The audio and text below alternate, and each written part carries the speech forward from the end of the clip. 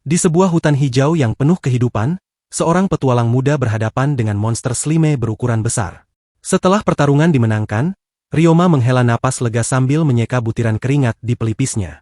Sebuah nada musik berdenting dari ponsel pintar yang terselip di kantong sabuknya. Dia mengeluarkan perangkat tersebut, bertanya-tanya apakah kuesnya kini sudah selesai. Rekannya, Vermis, juga memeriksa ponselnya dengan senyuman yang merekah di wajahnya. Ryoma berpikir kembali bahwa dirinya sebenarnya adalah seorang mahasiswa bernama Ryoma Sayonji. Cerita kemudian beralih ke kilas balik 3 jam sebelumnya, memperlihatkan sebuah gedung apartemen modern. Di dalam kamarnya, rak-rak buku terlihat penuh sesak dengan koleksi manga kesayangannya. Sebuah figur anime bertengger dengan bangga di atas lemari rias di samping televisinya. Sambil bersantai, dia memeriksa ponselnya dan merasa puas dengan peringkat tingginya dalam sebuah game. Dia mengakui dengan senyum kecut bahwa dia membayar pencapaian itu menggunakan uang orang tuanya. Keluarganya terungkap sebagai kumpulan para elit yang berkuasa. Dia merasa seperti satu-satunya orang biasa di tengah keluarga yang berisi para jenius. Dia teringat bagaimana sepupu-sepupunya selalu mengolok-oloknya karena dianggap biasa saja. Seorang teman yang pernah dipercayanya pun mengkhianatinya, membuatnya merasa terisolasi. Dia juga mengingat rasa sakit saat kekasihnya meninggalkannya setelah berselingkuh. Dia meratapi nasibnya yang tidak pernah mencapai apapun dengan kekuatannya sendiri. Dia terus-menerus dikelilingi oleh orang-orang dengan motif serakah dan penuh iri dengki. Dia mendambakan hari di mana seseorang akan melihat dirinya apa adanya. Pemikiran itu bergema di benaknya sebagai sebuah harapan putus asa yang tak terucap. Duduk di kamarnya, dia menepis mimpi semacam itu sebagai sesuatu yang mustahil. Ekspresinya menunjukkan kepasrahan yang lelah terhadap hidupnya yang tidak memuaskan. Matanya tertuju pada punggung buku-buku novel ringan fantasi miliknya. Dia menjatuhkan diri ke belakang, mengeluh bahwa dia berharap bisa pergi ke dunia lain. Tiba-tiba, sebuah cahaya ilahi muncul dan sebuah suara mengabulkan keinginannya yang tulus itu. Dia berteriak ketika cahaya yang sangat terang meledak, menelan seluruh kamarnya. Dia mengerjapkan mata, pandangannya mulai jelas setelah kilatan yang menyilaukan itu. Dia mendapati dirinya berada di sebuah ruangan kayu sederhana dan berteriak kebingungan. Saat melihat keluar jendela, dia melihat hutan lebat, bukan pemandangan kota. Ponsel pintar yang masih ada di tangannya berdenting dengan notifikasi lembut. Dia menunduk melihat layar, bertanya-tanya notifikasi apa itu. Wajahnya menunjukkan kebingungan saat menatap perangkat tersebut. Layar ponselnya kini menampilkan sejumlah aplikasi baru bertema fantasi. Dia berdiri terpaku, bertanya-tanya kapan aplikasi-aplikasi ini terinstal. Matanya membelalak saat melihat lencana notifikasi pada salah satu ikon. Dia melihat tanda itu ada di atas aplikasi surat yang belum pernah dia gunakan sebelumnya.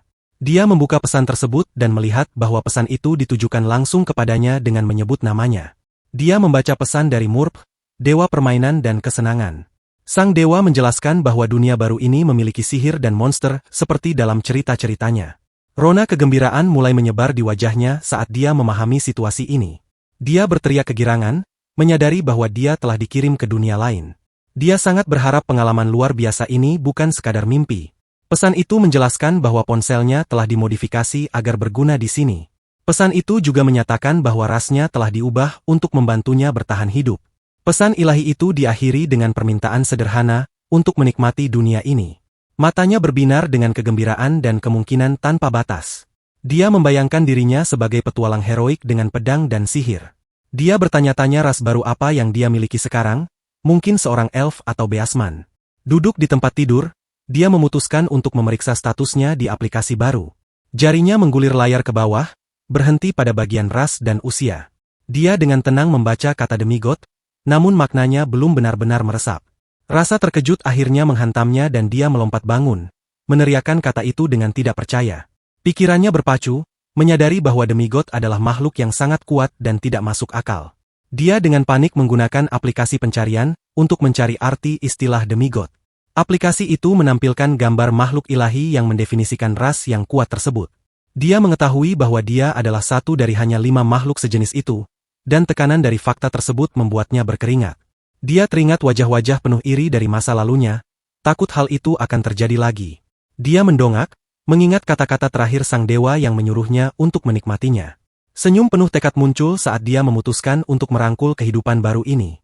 Dia menyatakan niatnya untuk menikmati dunia lain ini sepenuhnya. Kembali ke dalam kabin kayu, dia memutuskan untuk berpakaian layaknya seorang petualang. Dia mengencangkan sabuk kulit yang kokoh di pinggangnya. Setelah lengkap berpakaian, dia memeriksa untuk memastikan semua peralatannya pas. Dia mengambil pedang barunya dan terkesan dengan nuansa senjata sungguhan tersebut. Dengan pedang yang sudah terpasang, ponselnya berdenting dengan peringatan baru. Sebuah lencana notifikasi muncul di atas ikon aplikasi God Quest. Dia membaca bahwa dia telah menyelesaikan quest tutorial pertamanya dan mendapatkan hadiah. Dia menyadari bahwa dia bisa menggunakan God Points untuk membeli keahlian dan aplikasi baru. Dia mengepalkan tangannya, merasa sangat senang dengan kekuatan yang curang ini. Dengan ledakan motivasi, dia menyatakan bahwa dia akan berusaha sekuat tenaga. Dia memulai tutorialnya dengan melawan Slime di tanah lapang untuk menaikkan level. Dia mengingat bahwa pertempuran melawan goblin yang ganas adalah yang paling sulit. Ingatan saat menancapkan tangannya ke mayat goblin membuatnya meringis. Sifat berdarah dan mendalam dari tugas itu sangat mengejutkan sistem sarafnya. Dia memegang sebuah batu sihir, menyadari bahwa monster tidak hanya menjatuhkan barang. Karena sangat kelelahan, dia ambruk ke tempat tidurnya di penghujung hari. Keesokan paginya, dia melanjutkan pelatihannya, meneruskan quest tutorial. Dia menggunakan poinnya untuk mendapatkan peta, jubah, dan keterampilan sihir baru. Akhirnya, momen yang dia tunggu-tunggu tiba, dia bersiap untuk merapal mantra. Sebuah bola air terbentuk di tangannya, dan dia berseru kegirangan. Dia berkonsultasi dengan Grimoire, mendapati bahwa instruksi misterius itu mudah diikuti. Dia membidik, bersiap meluncurkan air itu seperti peluru sihir. Proyektil itu menghantam dinding kabin dengan percikan kecil yang tajam. Dia menggaruk kepalanya, sedikit kecewa dengan kekuatan mantra yang lemah itu. Dia memeriksa ponselnya, menenangkan diri untuk melihat quest berikutnya. Tujuan baru berkedip di layar. Tinggalkan hutan dan pergi ke kota. Wajahnya berbinar gembira, bersemangat untuk akhirnya melihat kota fantasi. Mengenakan jubah barunya, dia dengan percaya diri berangkat dari area awalnya. Saat memeriksa peta, dia terkejut melihat seberapa jauh dia dari peradaban. Dia mengikuti jalan di ponselnya, bertualang jauh ke dalam hutan. Saat matahari terbenam, dia menyadari bahwa dia tidak akan sampai ke kota malam ini. Dia memutuskan untuk berkemah, berharap bisa menggunakan sihir untuk menyalakan api. Tiba-tiba, serigala bermata banyak yang mengerikan menyerbu dari hutan yang gelap. Dia menghunus pedangnya, menyadari sambil mengumpat bahwa mereka sedang memburunya. Pemandangan dari atas menunjukkan dia benar-benar dikepung oleh kawanan binatang buas itu. Serigala-serigala itu menerjangnya dari segala arah dalam serangan yang ganas dan terkoordinasi. Sambil menggertakkan giginya, dia nyaris tidak berhasil menangkis rahang yang menyambar. Seekor serigala besar menyerang dari titik butanya, matanya yang bersinar tampak mengancam. Kekuatan dari serudukan binatang itu menjatuhkan pedang dari tangannya. Senjatanya terbang di udara, jatuh tak berguna di tanah. Ryoma berteriak kaget saat pedangnya terlempar dengan keras dari genggamannya. Dia mendapati dirinya dikelilingi oleh kawanan serigala bermata banyak yang mengerikan di kegelapan. Serigala alfa yang besar menggeram, membuat Ryoma sadar bahwa dia akan segera dihabisi. Sesaat, dia berpikir untuk berdoa kepada dewa memohon bantuan, tetapi ekspresinya mengeras dengan tekad. Dia tahu kali ini berbeda. Tanpa pedang, dia memutuskan untuk menggunakan sihir air, membayangkan senjata yang kuat. Dia menyatakan bahwa mulai sekarang, dia akan melakukannya sendiri, menciptakan peluru-peluru sihir. Dengan teriakan yang kuat, dia melepaskan proyektil air ke arah serigala yang menyerang. Tombak-tombak air ajaib itu membelah udara dengan kecepatan dan kekuatan yang menghancurkan. Serangannya merobek binatang-binatang itu, airnya memotong seperti baja yang diasah. Serigala-serigala itu tertusuk dan terlempar ke belakang, tubuh mereka terkoyak oleh sihirnya. Dia berdiri terengah-engah di tengah pembantaian. Pertempuran itu telah menguras tenaganya. Matanya terbelalak kaget saat dia memproses pemandangan kekerasan yang dia ciptakan. Dia ambruk ke tanah, kelelahan, tangannya yang bersarung gemetar karena usaha keras itu. Senyum kemenangan yang penuh air mata menyebar di wajahnya saat dia menyadari bahwa dia menang dengan kekuatannya sendiri. Malam berlalu dengan damai di bawah cahaya bulan purnama yang disapu awan. Hari baru menyingsing, langit cerah dan terang di atas hutan yang luas.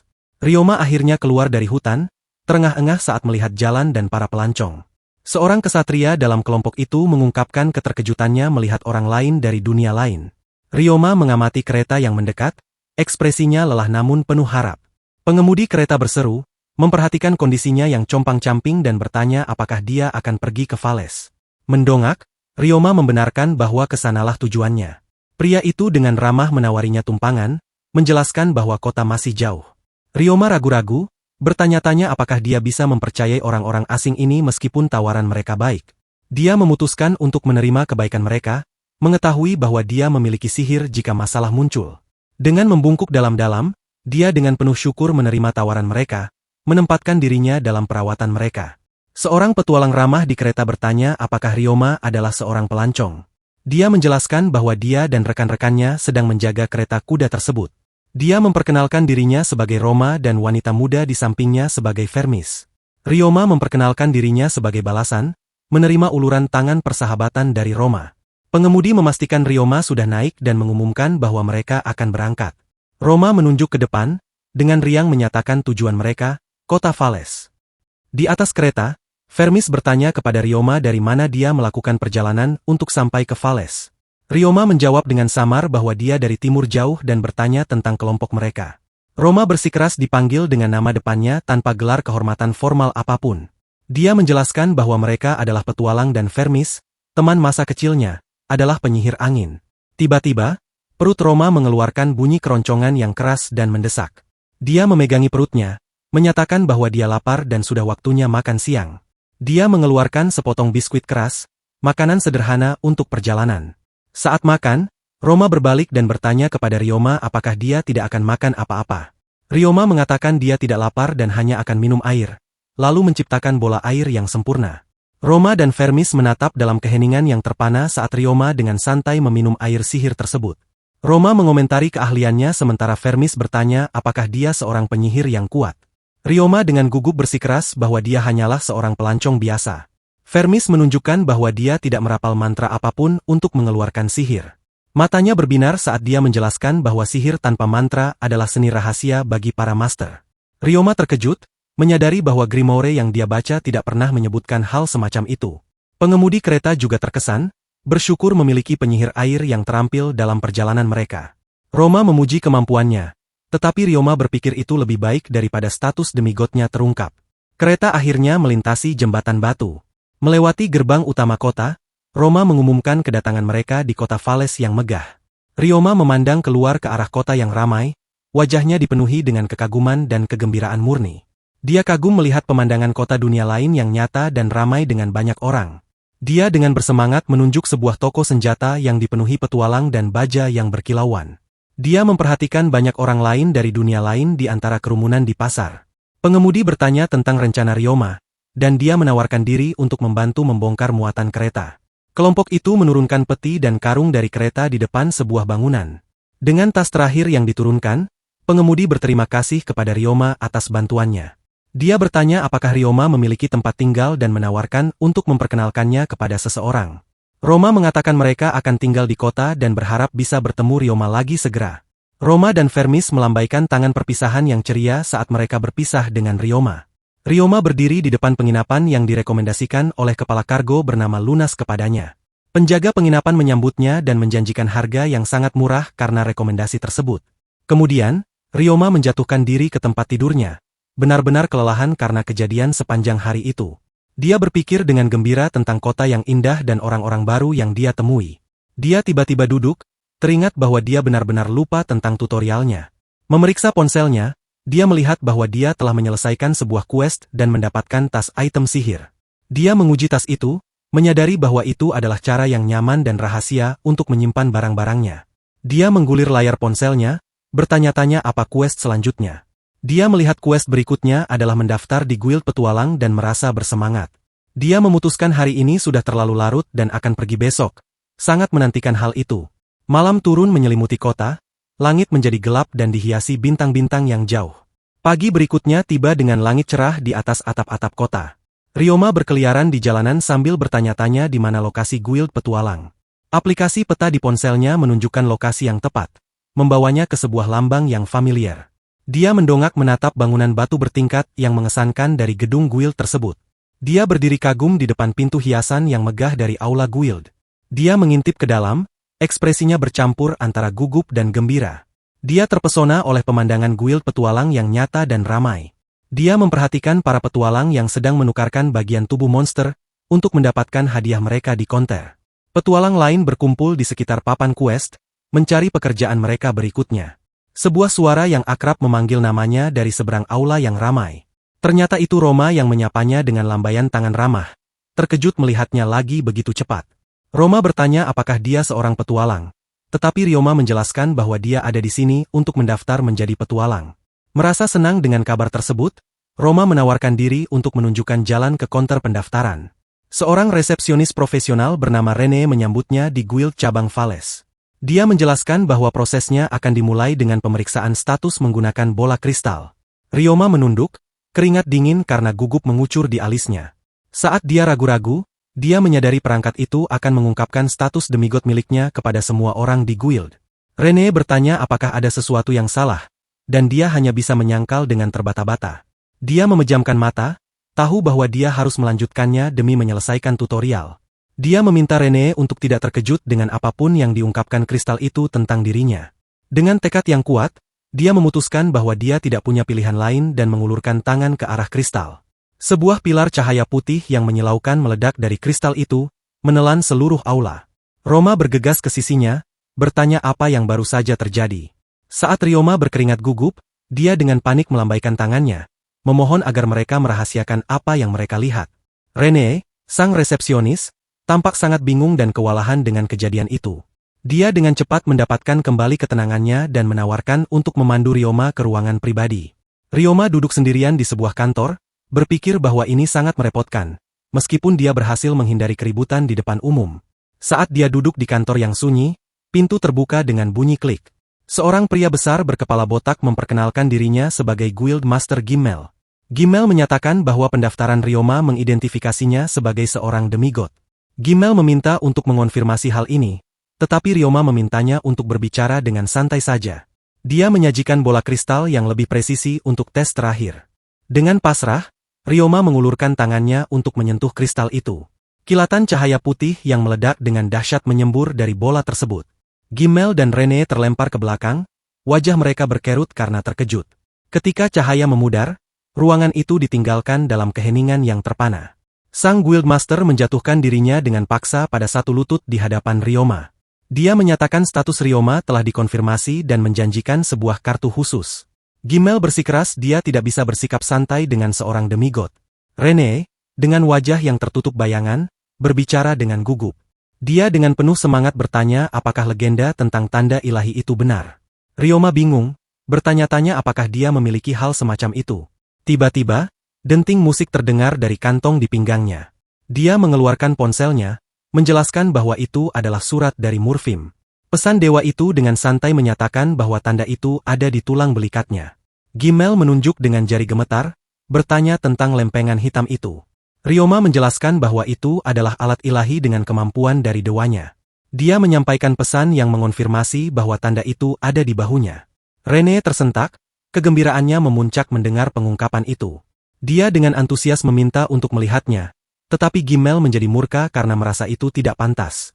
Dia memarahi Rene atas ketidaksopanannya dan memerintahkannya keluar dari ruangan. Rene yang sedih berjalan gontai keluar dari pintu kantor. Kini sendirian dengan Gimmel, Ryoma bersiap untuk melepas tuniknya. Gimmel mengamati dengan ekspresi serius dan intens saat Ryoma berbalik. Sebuah tanda bercahaya yang rumit terungkap di bahu telanjang Ryoma. Gimmel menelan ludah dengan susah payah, pemandangan itu mengonfirmasi segalanya tanpa keraguan. Ryoma berpakaian kembali, meminta maaf atas tampilan yang tidak sedap dipandang itu. Gimmel secara resmi menyambutnya, menjanjikan pendaftaran apostle yang eksklusif. Ryoma mempertanyakan perlunya pendaftaran khusus. Saat Rene mengintip ke dalam, Ryoma berkata bahwa pendaftaran normal saja sudah cukup, tetapi Gimmel menolak dengan mengutip perintah Grand Master. Ryoma bertanya-tanya dengan lantang tentang siapa Grand Master dari guild ini. Gimmel menjelaskan bahwa guild didirikan oleh apostle yang masih hidup bernama Sumaragi Ryutaro. Ryoma tertegun mengetahui ada demigod lain yang eksis. Dia menyadari dari namanya bahwa sang Grand Master juga orang Jepang. Rene masuk kembali ke ruangan mengumumkan kembalinya dia. Dia menyajikan sebuah kartu perak yang ramping, pendaftaran eksklusif miliknya. Dia menjelaskan banyak fungsinya, termasuk komunikasi antar apostle. Saat Ryoma mengambil kartu itu, benda tersebut memancarkan cahaya yang cemerlang. Sosok holografik muncul menyapa apostle baru. Dia memperkenalkan dirinya sebagai Sumaragi Ryutaro, Grand Master dari guild tersebut. Ryoma menatap dengan sangat terkejut pada hologram yang diproyeksikan dari kartu itu. Dia tidak percaya pemuda ini adalah sang Grand Master. Ryutaro bertanya apakah suaranya terdengar. mencatat bahwa sihir Ryoma belum bekerja. Ryoma memperkenalkan dirinya, dan Ryutaro menyambut demigod baru itu. Ryutaro bertanya dewa mana yang membawanya ke sini. Dia meringis saat mengetahui bahwa itu adalah dewa aneh Murfim. Dia menjelaskan bahwa dia mendirikan guild untuk menaklukkan uji coba penjara bawah tanah Murfim. Dia menyebutkan bahwa dunia sedang kacau saat itu. Ryutaro mengatakan waktu mereka habis, tetapi berjanji untuk berbicara lebih banyak nanti. Dengan lambaian ceria dan ucapan sampai jumpa, hologram itu lenyap. Ryoma diberitahu bahwa pendaftarannya yang panjang kini telah selesai. Gimel menugaskan Rene untuk menjadi penghubung guild pribadi bagi Ryoma. Ryoma menuruni tangga, berpikir bahwa prosesnya memakan waktu lama. Roma melihatnya dari bawah, bertanya apakah dia baik-baik saja. Ryoma bergabung dengan teman-temannya, meyakinkan mereka bahwa dia mendaftar tanpa masalah. Roma merasa lega dan bertanya apa rencana Ryoma selanjutnya. Ryoma memutuskan dia akan mulai dengan permintaan sederhana. Roma menyarankan quest pengumpulan tanaman herbal sambil menunjuk ke papan. Roma dan Fermis menawarkan bantuan, dan Ryoma menerimanya dengan penuh rasa syukur. Ryoma melihat papan quest dengan tatapan tajam. Roma menunjukkan bahwa ada juga quest penaklukan yang tersedia. Dia mengidentifikasi seekor Frediver yang menurut Fermis bisa mereka hadapi nanti. Ryoma dengan penasaran bertanya tentang sistem peringkat guild. Fermis menjelaskan piramida peringkat mulai dari pemula hingga pahlawan. Merasa bersemangat, Ryoma bertekad untuk menantang dirinya sendiri dan bekerja keras. Ketiganya mendekati counter untuk menerima quest pilihan mereka. Roma menjelaskan kepada petugas bahwa mereka sedang membantu orang baru. Petugas bertanya apakah Ryoma baru, dan dia mengonfirmasi bahwa dia baru saja mendaftar. Wajah petugas itu memucat, menyadari Ryoma mungkin adalah apostle yang dirumorkan itu. Dia berkeringat dingin, benar-benar bingung. Dia menggebrak counter, berteriak bahwa dia akan memanggil anggota staf yang tepat. Roma dan Fermis dibuat bingung oleh ledakan tiba-tiba itu. Rene tiba dengan sopan, mengambil alih dan meminta kartu mereka. Ryoma khawatir status demigodnya sekarang akan terungkap. Roma memanggil namanya, bingung dengan keraguan-raguannya yang tiba-tiba. Ryoma dengan enggan menyerahkan kartu guildnya kepada teman-temannya. Kartu itu bersinar, memproyeksikan namanya dan rasnya, demigod. Wajah Roma berubah menjadi syok berat dengan mata terbelalak. Rene mengonfirmasi pendaftaran sementara Roma masih terguncang. Roma hanya bisa menggagap menyebut nama Ryoma. Benar-benar tidak bisa berkata-kata, dia bertanya dengan tidak percaya apakah Ryoma benar-benar seorang demigod. Ryoma membuang muka, meminta maaf karena telah menipu mereka. Dia khawatir pengungkapan ini akan menciptakan jarak di antara mereka. Dia menyarankan mungkin sebaiknya dia membatalkan permintaan itu saja. Tidak mungkin, teriak Roma, melangkah maju dengan tatapan bertekad. Dia menyatakan itu tidak masalah. Mereka akan membantunya sampai akhir. Ryoma sangat tersentuh oleh penerimaan temannya yang tak tergoyahkan. Dia setuju untuk melanjutkan quest bersama seperti yang direncanakan. Saat mereka menyeberangi jembatan keluar kota, dia menjelaskan dirinya sendiri. Dia mengakui bahwa dia masih baru di dunia ini dan tidak berpengalaman. Dia meminta mereka untuk tetap memperlakukannya seperti biasa. Ryoma menunggu tanggapan mereka dengan cemas. Roma tersenyum, mengatakan bahwa terlepas dari segalanya, Ryoma tetaplah Ryoma. Ryoma mengucapkan terima kasih yang tulus dengan wajah merona kepada teman-temannya. Ketiganya mengangkat tinju mereka dalam sorakan penuh tekad. Mereka berjalan bersama ke dalam hutan rimbun yang diterangi matahari. Fermis menunjukkan tanaman herbal obat yang sedang mereka cari. Fermis menjelaskan herbal yang mereka cari memiliki daun berbentuk hati yang khas. Roma memberikan peringatan ramah untuk berhati-hati terhadap monster saat mencari. Ryoma dengan rajin memulai pencariannya, berjongkok rendah di rumput hutan yang tinggi. Dia berhenti sejenak, menyadari mengumpulkan 11 herbal dalam 2 jam cukup sulit. Dia berpikir aplikasi petanya akan merusak kesenangan tepat ketika suara gemerisik terdengar di dekatnya. Tiba-tiba, monster mirip kelelawar yang ganas memekik dan menukik lurus ke arahnya. Terkejut, Ryoma menyadari dalam kepanikan bahwa pedangnya ada di dalam inventarisnya. Roma meneriakkan peringatan, mendorong Ryoma ke samping saat pedangnya menebas binatang itu. Temannya berbalik dengan ekspresi khawatir, bertanya apakah Ryoma baik-baik saja. Seekor Frediver besar yang mirip beruang muncul, monster dari quest penaklukan itu. Sekawanan makhluk yang lebih kecil turun dari langit, benar-benar mengepung mereka. Fermis dengan cepat mulai merapal mantra, tangannya siap untuk mengeluarkan sihir. Hembusan angin kencang merobek kawanan itu, mencerai-beraikan monster terbang tersebut. Fermis bertanya apakah mereka baik-baik saja. Saat Roma berbalik untuk menanyai Ryoma, dia bertanya apakah sihir air Ryoma bisa digunakan untuk menyerang. Ryoma membenarkannya. Dengan seringai percaya diri, Roma menyatakan bahwa mereka bertiga akan mengalahkan monster-monster itu. Mata Ryoma membelalak dengan tekad saat dia langsung menyetujui rencana tersebut. Vermis mengumumkan dia akan menggunakan sihir angin untuk mengacaukan gerakan musuh. Ryoma memfokuskan sihirnya, tahu dia harus mengendalikan kekuatannya untuk melindungi teman-temannya. Dengan teriakan keras, "Ayo!" Roma memberi sinyal serangan balik mereka. Tiga petualang itu meluncurkan serangan terkoordinasi terhadap kawanan monster tersebut. Roma dengan ahli menebas monster saat pertempuran kacau berkecamuk di sekitar mereka. Di tengah keributan, dia memanggil nama Ryoma untuk menarik perhatiannya. Ryoma melepaskan rentetan tombak air gelap yang menghancurkan, merobek kawanan itu. Monster-monster itu dimusnahkan oleh sihir yang kuat, membuat Roma sangat takjub. Roma memanfaatkan keunggulan itu, menebas makhluk-makhluk yang tersisa dan tidak terorganisir dengan mudah. Makhluk mengerikan terakhir jatuh, tubuh mereka berserakan di lantai hutan. Keheningan yang mendalam turun di tanah lapang setelah kemenangan cepat dan tegas mereka. "Kita berhasil," sorak Roma dan Vermis, merangkul Ryoma dalam pelukan. Ryoma berterima kasih kepada mereka saat teman-teman barunya memuji sihirnya yang sangat kuat. Roma kemudian bertanya apakah dia bisa mengatakan satu hal lagi kepada rekan barunya. Dia meminta Ryoma untuk berbicara kepada mereka dengan santai tanpa menggunakan bahasa formal. Vermis setuju, mengingatkannya bahwa mereka adalah rekan yang bertarung bersama. Ryoma sangat tersentuh, mencengkeram jubahnya saat menyadari bahwa mereka benar-benar teman. Dengan senyum hangat dan tulus, dia setuju bahwa dia akan melakukannya. Di luar aula guild, Ryoma berterima kasih kepada dua teman barunya atas bantuan mereka. Dia memberitahu mereka bahwa dia akan aktif di Vales dan meminta mereka memanggilnya kapan saja. Mereka melambaikan tangan perpisahan, berencana dengan penuh semangat untuk mengambil quest lain bersama segera. Ryoma membalas lambaian dengan senyum cerah, juga menantikannya. Malam menyelimuti kota Vales, langit terlukis dengan awan. Di kamarnya yang tenang, Ryoma duduk di tempat tidur, memikirkan tutorialnya. Dia melihat quest telah selesai, memberinya poin dan keterampilan baru. Quest tutorial terakhir muncul. Daftar hadiahnya sangat kuat. Quest terakhir itu sederhana. Pergi ke gereja dan panjatkan doa. Bingung dengan hadiah Divinity, dia memutuskan untuk menggunakan fungsi pencarian di ponselnya. Definisi itu menjelaskan Divinity sebagai statistik yang dapat memimpin seorang apostle menuju keilahian.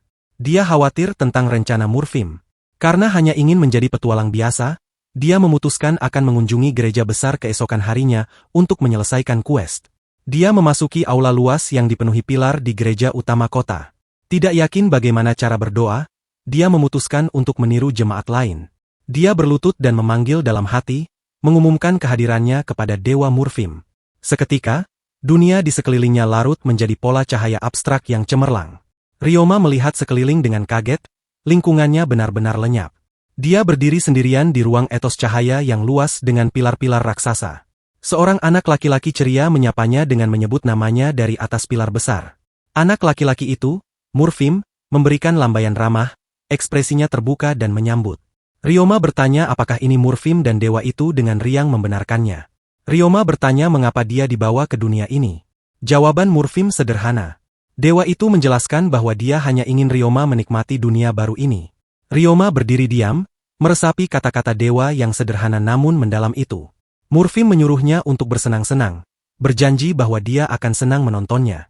Dengan ucapan santai, "Sampai jumpa," dewa itu mengakhiri pertemuan ilahi mereka.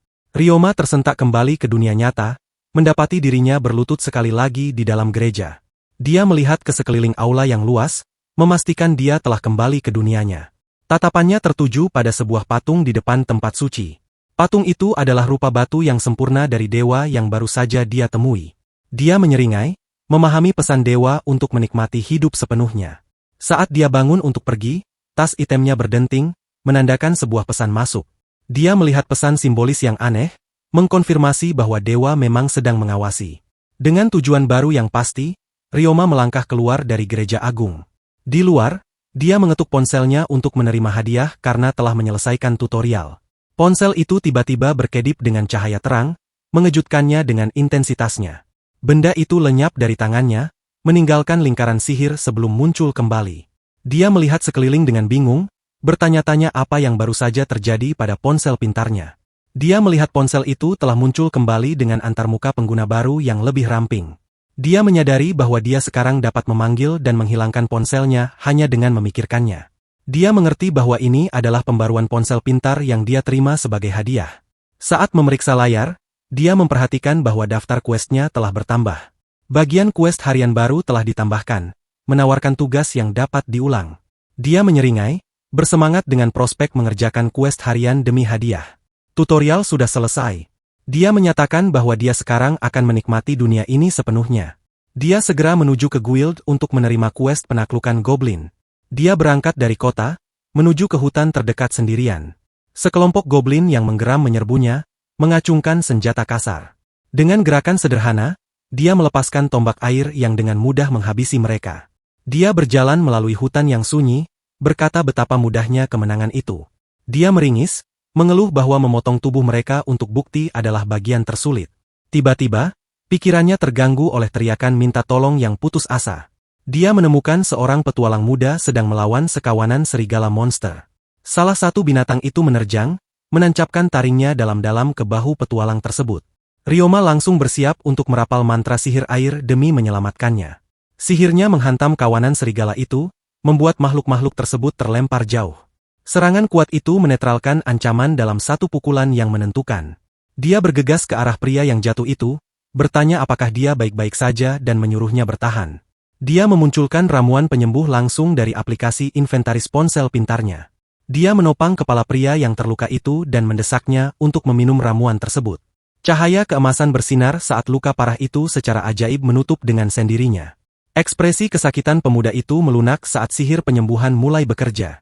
Ryoma melihat dengan senyum lega kecil saat ramuan itu berfungsi. Petualang itu, yang kini telah sembuh, berterima kasih kepada Ryoma dan memperkenalkan dirinya sebagai Ruin. Dengan senyum ramah, Ryoma memperkenalkan dirinya kepada petualang yang diselamatkannya. Ruin dengan penuh semangat menyatakan Ryoma sebagai penyelamatnya. Bersikeras dia harus menunjukkan rasa terima kasihnya. Dia dengan penuh semangat meminta Ryoma untuk menyebutkan apapun yang dia inginkan sebagai balasan. Menyadari Ruin serius, sebuah ide cerdik mulai terbentuk di benak Ryoma.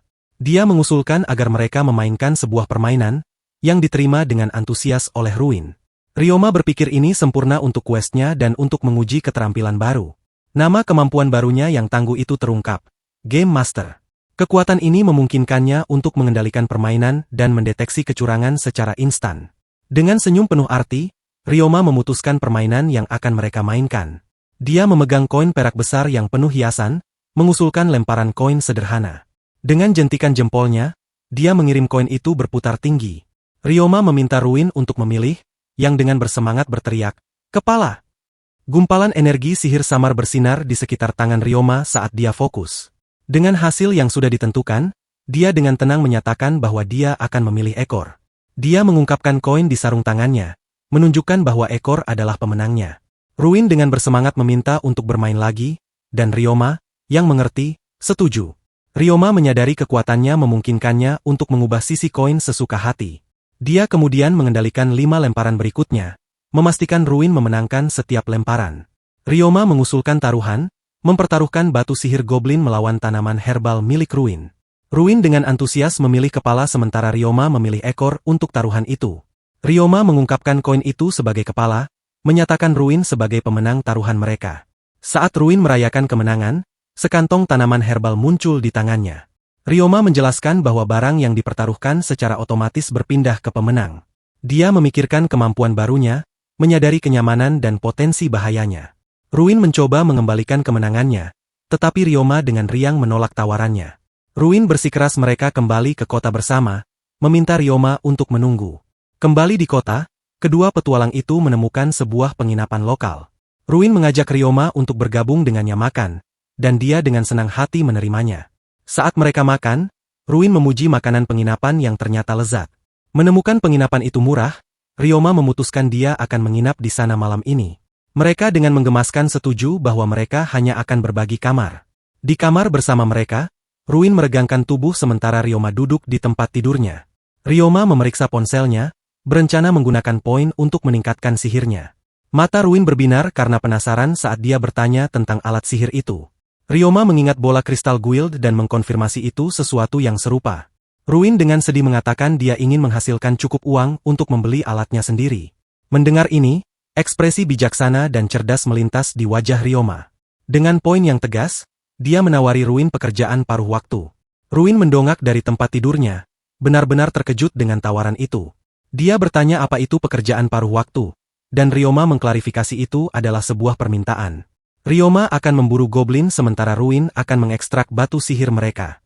Dia mengusulkan pembagian sederhana 50-50 dari semua keuntungan yang mereka peroleh. Ruin sangat gembira, menyadari dia akhirnya mampu membeli peralatan baru. Ryoma tersenyum hangat, senang bahwa dia bisa membantu teman barunya. Mereka setuju untuk memulai kemitraan baru mereka lusa. Malam itu, saat Ruin tidur, Ryoma tetap terjaga dengan ponselnya. Dia memeriksa log quest-nya, memutuskan untuk menangani quest normal besok. Dengan sisa God Points-nya, dia memutuskan untuk membeli keterampilan sihir baru. Dia membeli sihir api, angin, dan tanah, melengkapi persenjataannya. Dia merasakan lonjakan energi yang nyata saat kekuatan sihirnya meningkat. Merasa siap, dia tiba-tiba melihat sesuatu yang baru di God Store. Dia menggulir melewati keterampilannya dan melihat aplikasi bernama Fairy Miniature Garden. Bertanya-tanya apakah itu game ponsel pintar. Dia memutuskan untuk menginstalnya. Aplikasi terbuka ke layar sederhana yang menunjukkan tunas kecil dalam pot. Dia melihat tombol gacha gratis pertama dan mengetuknya dengan penuh semangat. Seorang raja peri gemuk kecil dengan mahkota muncul, berkilauan dengan kekuatan. Ryoma sangat senang, segera mengenali kelangkaan SSR-nya, tetapi melihat peri itu tidak bernama. Dia mengetik di layar, memberikan nama Ponon kepada peri itu. Ponon yang baru diberi nama melesat dengan gembira di sekitar layar. Sangat menyenangkan bagi Ryoma. Ponon kemudian menawarinya sebuah item, tanaman herbal obat pulau peri. Yang membuat Ryoma takjub, tanaman herbal fisik nyata muncul di tempat tidurnya. Dia menyadari dengan gembira bahwa dia bisa mengirim item ke peri juga. Dia bermain dengan aplikasi itu, bertanya-tanya apakah tanaman itu adalah pohon dunia. Dia akhirnya benar-benar asyik dengan permainan itu sepanjang malam. Keesokan paginya, Ruin membangunkannya, menemukannya masih buram dan bermain. Panel transisi menunjukkan arsitektur kota saat hari baru dimulai. Di luar penginapan, Ryoma memberitahu Ruin rencananya dan mereka berpisah. Ryoma berjalan sendirian menyusuri jalan hutan, memulai perburuan goblinnya. Dia memeriksa aplikasi petanya, yang menunjukkan konsentrasi besar monster di depan. Mengintip dari balik pohon, dia memastikan bahwa dia telah menemukan targetnya.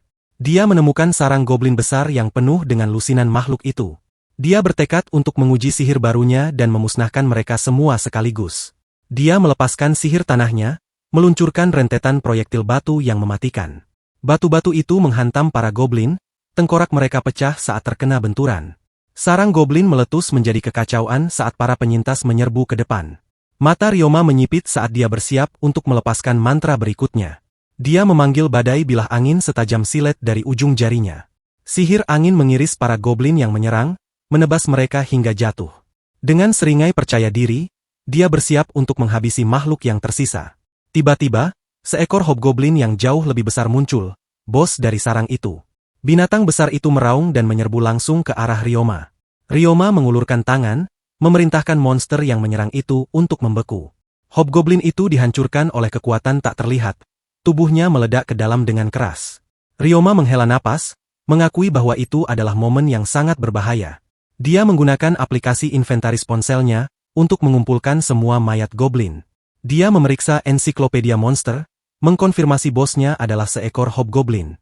Dia memutuskan untuk memurnikan area tersebut guna mencegah evolusi monster lebih lanjut. Dia mengumpulkan energi ilahinya, siap menggunakan kekuatan yang baru saja dia peroleh. Dia melepaskan sihir sucinya, memandikan seluruh sarang dalam cahaya suci. Kolom-kolom cahaya yang cemerlang turun ke tanah lapang yang telah dinodai itu. Sihir itu menciptakan tempat perlindungan di mana monster tidak bisa mendekat. Sebuah kekuatan ilahi. Ryoma menatap dengan kagum pada sisa-sisa sarang yang berkilauan dan dimurnikan. Dia tersenyum, senang bahwa mantra kuat itu bekerja dengan begitu sempurna. Ponselnya berdenting, mengkonfirmasi questnya selesai, dan keterampilan baru diperoleh. Dia dengan antusias memutuskan untuk menguji keterampilan peningkatan sihir barunya segera. Dia memfokuskan kehendaknya, dan pedangnya mulai melayang di udara. Dia mengerti bahwa dia sekarang dapat menanamkan benda dengan kekuatan sihirnya. Dengan gerakan tangan sederhana, dia mengarahkan pedang yang melayang itu. Dia memanggil pedang kedua, mengirim keduanya terbang dalam tarian yang mematikan. Dikelilingi oleh bilah pedangnya yang berputar, dia merasakan aliran kekuatan yang menggembirakan. Ryoma menikmati kekuatan barunya, berpikir betapa menyenangkannya itu. Dia tersentak kaget saat menyadari bahwa dia telah lupa waktu dan harus kembali. Keesokan paginya, Ryoma memberitahu Ruin bahwa ini adalah tempat yang bagus untuk mulai memotong daging. Ruin mengenali ponsel Ryoma sebagai alat sihir yang kuat dan langka. Ryoma memanggil tumpukan besar mayat goblin untuk mereka proses. Ruin hanya bisa terbata-bata setuju, terkejut dengan banyaknya jumlah mayat. Dua petualang itu berdiri di tanah lapang berumput yang sunyi, siap bekerja. Mereka memulai tugas mengerikan mengukir batu sihir dari mayat goblin. Ruin berjuang untuk mengangkat tubuh berat dari goblin yang sangat besar. Dia bertanya dengan tidak percaya apakah makhluk itu adalah hobgoblin, yang dibenarkan oleh Ryoma. Ruin bertanya-tanya apakah Ryoma adalah petualang berpangkat tinggi karena bisa melakukan ini sendirian. Ryoma merendah, mengatakan dia hanya menggunakan sihir jarak jauh, yang membuat Ruin takjub. Ruin mengeluh lapar dan Ryoma menyarankan mencari kacang-kacangan.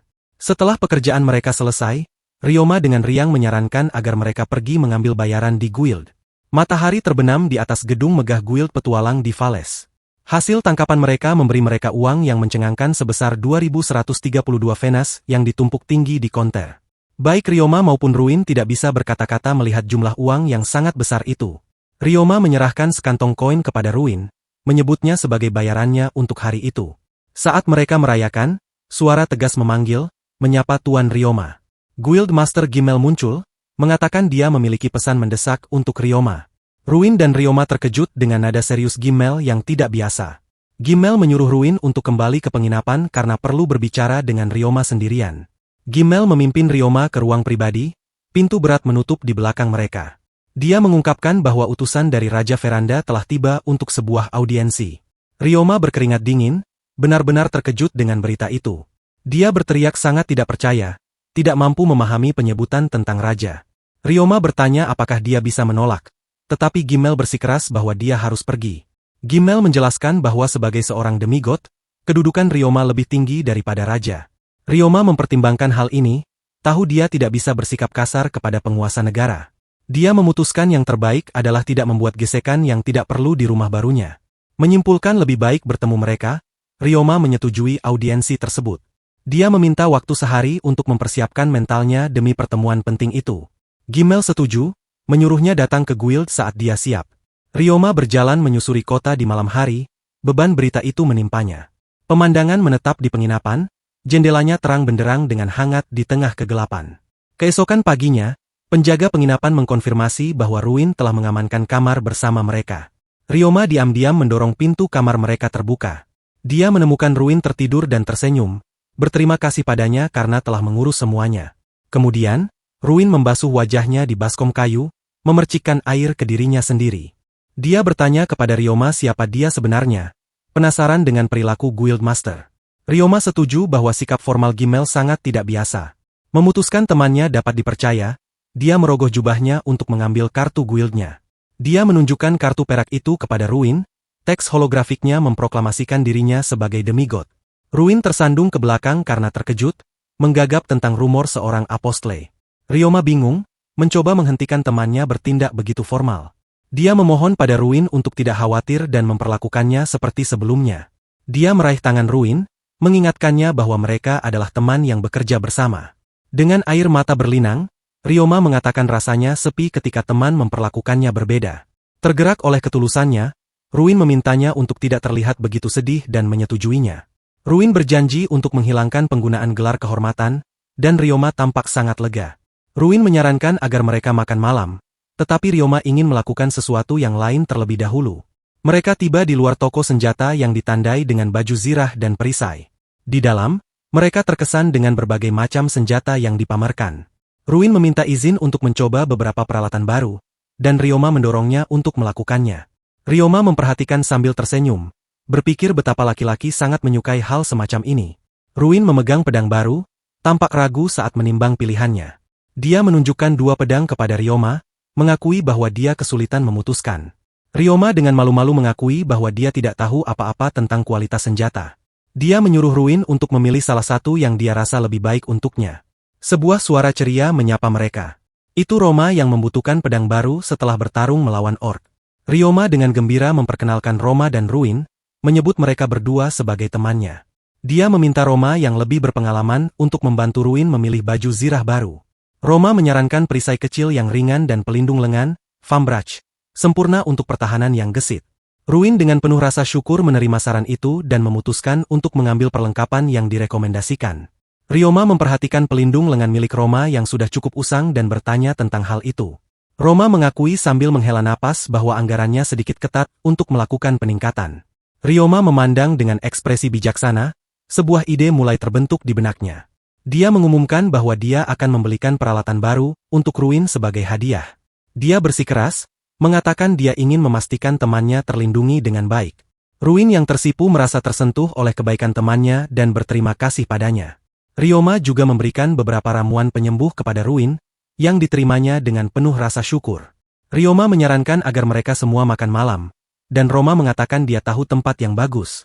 Vermis melambai kepada mereka dari teras sebuah restoran kelas atas yang indah.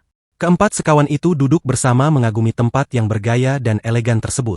Ryoma berpikir bahwa sebagian besar makanan di dunia ini hanyalah panggangan sederhana. Matanya membelalak saat melihat gambar onigiri, bola nasi Jepang, di menu.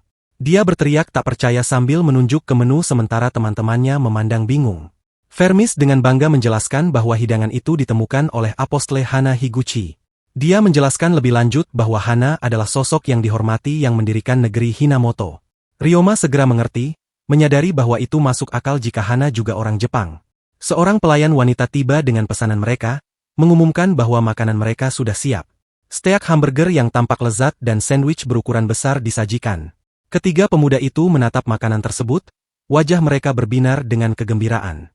Piring-piring pasta yang menggugah selera dan steak hamburger berair lainnya diperlihatkan. Vermis sangat gembira, matanya berbinar melihat hidangan itu. Teman-temannya makan, kagum dengan rasa luar biasa dari hidangan yang familiar itu. Ryoma terharu, takjub bahwa dia bisa makan makanan lezat seperti itu di dunia ini.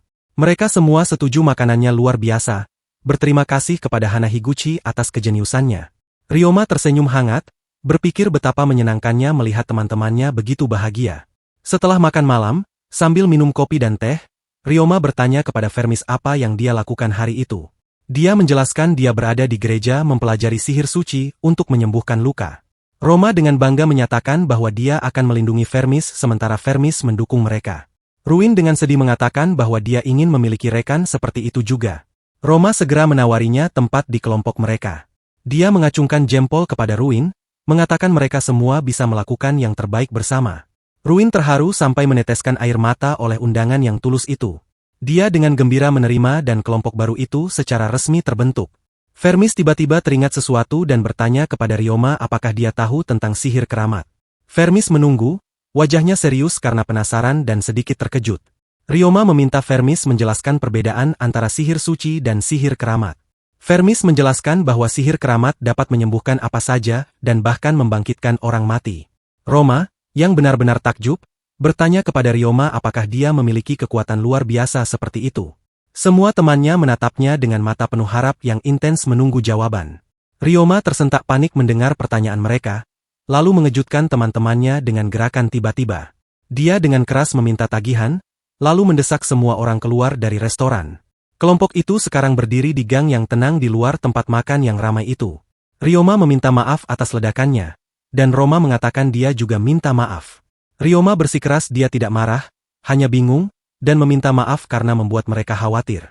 Roma dan Vermis bertukar pandang, masih sedikit bingung dengan perilaku anehnya. Untuk menebusnya, Ryoma mengedipkan mata, berjanji untuk mentraktir mereka lagi segera. Semangat teman-temannya terangkat dan mereka dengan antusias setuju untuk menemukan restoran hebat lainnya. Ryoma dan Vermis memutuskan rencana terpisah mereka untuk hari berikutnya. Dia mendoakan yang terbaik bagi teman-temannya saat mereka berpisah di jalan kota. Melambaikan tangan perpisahan, dia berpikir bahwa malam yang menyenangkan telah menenangkan sarafnya. Dia mengepalkan tinjunya, merasa siap menghadapi pertemuan formal hari berikutnya.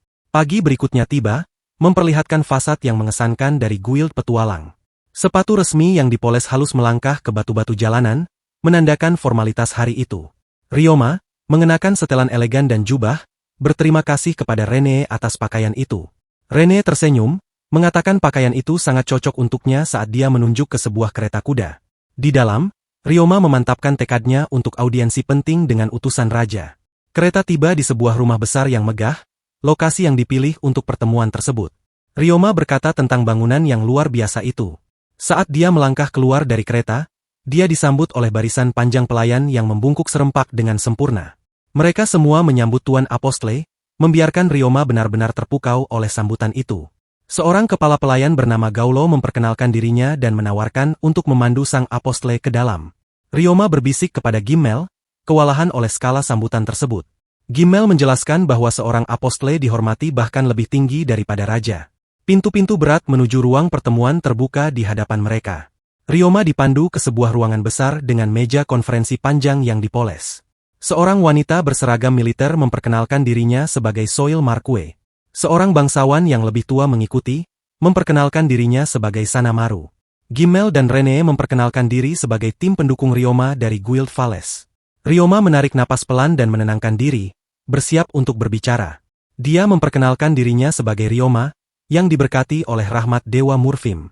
Kedua bangsawan itu memandang dengan ekspresi penuh hormat yang mendalam. Soil memberitahunya bahwa dia membawa pesan dari Yang Mulia Raja. Surat Raja mengungkapkan sambutan mendalamnya kepada Sang Apostle. Pesan itu secara resmi mengundang Ryoma ke kastil kerajaan untuk menjalin persahabatan. Sanamaru kemudian menyajikan beberapa nampan berisi hadiah dari Raja. Hadiah-hadiah itu termasuk logam mulia, permata besar, dan gulungan perkamen resmi. Ryoma terkejut dengan kemewahan itu, bertanya apakah dia benar-benar bisa menerimanya. Dia menerima dan memutuskan untuk menawarkan hadiah balasan menggunakan ponsel pintarnya. Dia memunculkan item legendaris, herbal peri, selembar daun dari pohon dunia, dan sebuah ramuan. Seluruh ruangan, termasuk teman-temannya sendiri, terkejut dengan hadiah mustahil itu. Sang Earl menyatakannya sebagai harta karun yang luar biasa dan meminta Ryoma untuk menyampaikan pesan. Ryoma secara resmi menerima undangan raja, berjanji untuk mengunjungi ibu kota. Dia menambahkan bahwa dia juga telah menyiapkan hadiahnya sendiri untuk dibawa kepada raja. Seluruh majelis membungkuk dalam-dalam saat audiensi formal berakhir. Adegan beralih ke ruang tunggu pribadi yang dilengkapi perabotan nyaman. Ryoma merosot ke sofa, menghela napas lega karena pertemuan tegang itu telah berakhir. Rene meminta izinnya untuk meninjau gulungan yang dia terima dari raja. Perkamen-perkamen itu dibuka, memperlihatkan teks yang ditulis dalam aksara kuno. Rene menjelaskan gulungan itu memberinya tanah, lisensi kapal udara, dan fakta resmi. Ryoma mendongak kaget, mempertanyakan arti fakta. Sebuah jabat tangan melambangkan aliansi, kerajaan tidak akan bertindak melawannya. Dia menyadari dengan sentakan bahwa kerajaan telah menjadi pelindung resminya. Beban berat dari takdir bersama ini membuatnya merasa tidak siap. Kewalahan, dia menutupi wajahnya tepat saat ponselnya berdenting dengan sebuah pesan. Suara Murfim mengingatkannya untuk menikmati dunia ini dengan bebas, menjanjikan perlindungan ilahi. Mata Ryoma membelalak saat dia menyerap kata-kata penghiburan dari dewa itu. Dia menjadi rileks, memutuskan untuk tidak terlalu memikirkan banyak hal dan hanya menikmati kehidupan barunya. Dia memberitahu Rene dan Gimmel bahwa dia siap meninggalkan rumah besar itu. Dengan senyum penuh tekad, dia memberitahu mereka ada tempat yang ingin dia tuju. Tujuannya adalah gedung bertingkat yang mengesankan dari guild komersial. Adegan memperlihatkan atap-atap kota di bawah langit yang sebagian berawan. Dia berjalan melewati aula guild, memutuskan untuk mendirikan basis operasi. Saat dia masuk, suara sopan menyambutnya dari luar panel. Seorang pria berpakaian rapi memperkenalkan dirinya sebagai Merunih, sang guild master. Ryoma terkejut bahwa guild master sudah tahu siapa dia. Merunih menjelaskan bahwa bagi seorang pedagang, informasi sangat penting dan menanyakan urusannya. Ryoma menyatakan dia ingin membeli tanah dan rumah, mencatat betapa cepat berita menyebar. Sang guildmaster mengundangnya ke ruang pribadi untuk membahas detailnya. Merunih membeberkan beberapa peta properti dan daftar di atas meja besar. Ryoma duduk dengan tenang, dengan hati-hati meninjau berbagai opsi di hadapannya. Dia menemukan daftar yang memenuhi semua persyaratannya dan membuat keputusan.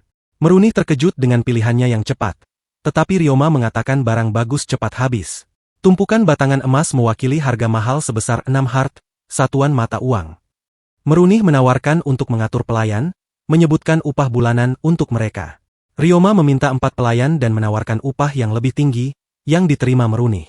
Sebuah kereta kuda menyusuri jalan berbatu, membawa Ryoma ke properti barunya. Dia benar-benar ternganga melihat pemandangan rumah besar barunya yang megah. Merunih menahan pintu kereta agar tetap terbuka, menyambutnya ke perkebunan itu. Ryoma mengungkapkan kegembiraannya dengan properti itu, mengatakan dia akan menangani beberapa persiapan. Sang Guildmaster meyakinkannya bahwa semua properti dijaga dalam kondisi bersih. Ruang makan yang rapi memperkuat standar pemeliharaan yang tinggi. Meruni berjanji untuk membawa pelayan yang baru disewa. Hari berikutnya, Ryoma bersantai di kursi santai, menyatakan ini sebagai basis operasi barunya. Ponselnya berdenting, menampilkan notifikasi surat dari perinya, Honon. Pesan itu dari Murfim, menjelaskan cara menetapkan titik teleportasi. Ryoma berpikir bahwa dia seharusnya lebih sering menggunakan aplikasi yang nyaman itu. Dia bergumam bahwa dia bisa saja menyelamatkan ruin dengannya, bertekad untuk menggunakannya sekarang. Pagi berikutnya, rumah besar itu berdiri di bawah langit cerah yang terang. Meruni menyapa Ryoma, mengumumkan bahwa dia telah membawa pelayan baru. Staf tersebut, Geones, Rua Maria, Mariana, dan Welnan memperkenalkan diri dengan membungkuk. Meruni menyajikan kontrak kerja mereka, yang mencakup perjanjian kerahasiaan. Ryoma berdiri di depan staf barunya, siap memberikan instruksi pertamanya. Dia meninjau jadwal harian yang diusulkan mereka, secara resmi menjadi tuan rumah. Ryoma mengkonfirmasi staf akan menerima 3 kali istirahat setiap hari, yang membuat mereka sangat takjub. Kepala pelayan, Geones, menjelaskan mereka sebelumnya bekerja dari fajar hingga senja tanpa istirahat. Ryoma bersikeras mereka beristirahat saat tidak sehat, tetapi memperingatkan mereka untuk tidak bermalas-malasan dalam tugas mereka. Diliputi rasa syukur atas kebaikan tersebut, seluruh staf berterima kasih kepada tuan baru mereka. Di ruang makan yang megah, Ryoma disuguhi makanan oleh pelayannya yang rajin, Mariana. Para pelayan pria dan wanita bekerja dengan efisien memoles tangga megah rumah itu. Ryoma memeriksa dapur yang penuh persediaan bersama stafnya, menginventarisasi rumah barunya. Eksterior megah dan elegan dari rumah baru Ryoma berdiri berlatar langit berawan. Ryoma bersantai di sofa, senang stafnya bekerja keras dan dia bisa beristirahat.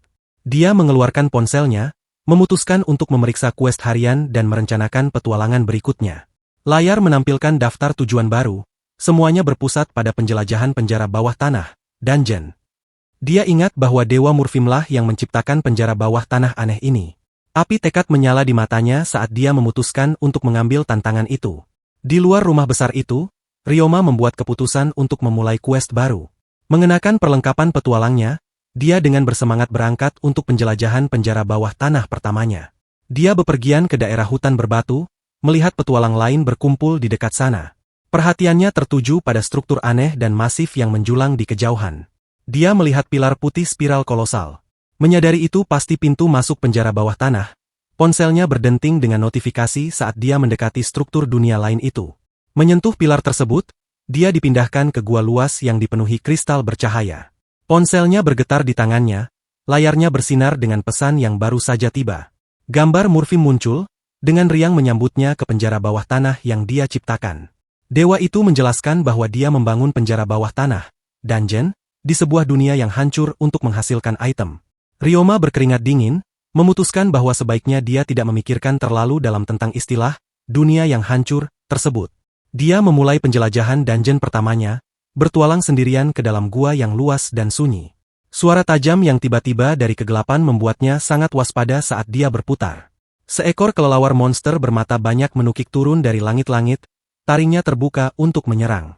Dengan ekspresi tenang dan fokus, dia bersiap untuk membalas serangan monster itu. Dia dengan mudah menghabisi makhluk itu dengan satu ledakan sihirnya yang kuat. Monster itu larut menjadi cahaya, meninggalkan batu sihir dan taring yang tajam. Dia menyadari bahwa dia tidak perlu memotong tubuh monster di sini dan memutuskan untuk terus maju. Dia melanjutkan perjalanannya, dengan mudah mengalahkan monster dan mengumpulkan bahan-bahan berharga. Dia membuka peti harta karun, menemukan rosario berharga dan barang langka lainnya di dalamnya. Senang dengan kemajuannya, dia tiba-tiba melihat sesuatu yang mengganggu tergeletak di depan. Dia menemukan mayat petualang lain yang hancur dan berlumuran darah di tanah. Matanya membelalak ngeri melihat pemandangan mayat yang brutal dan tak terduga itu. Diliputi rasa jijik, dia dengan cepat berpaling dari pemandangan mengerikan tersebut. Dia mendengar seseorang muntah di dekatnya.